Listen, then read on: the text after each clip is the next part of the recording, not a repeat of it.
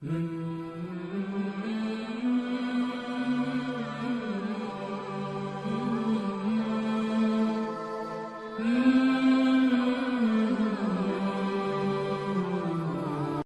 ذات پات کا معاملہ ہے یہ قرآن نے بیان کیا ہے. یا ایھا الناس انا خلقناکم من ذکر و انثی وجعلناکم شعوبا وقبائل لتعارفوا ان اکرمکم عند اللہ اتقاکم. ہم نے یہ ساری برادری جو رکھی یا ایھا الناس لوگو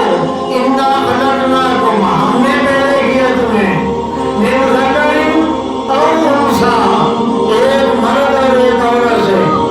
وجعلناکم شعوبا اور بنائے ہیں تمہارے قبائل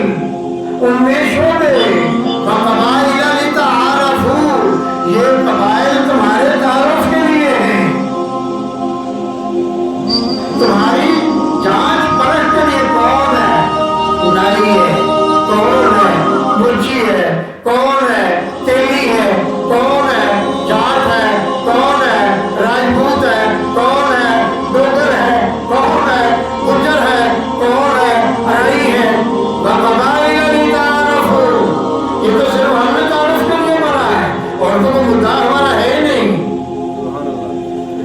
جنت کے لیے ہے سارے لوگ فرمائے اِنَّ أَكْرَمَكُمْ عِندَ اللَّهِ أَتْقَاكُمْ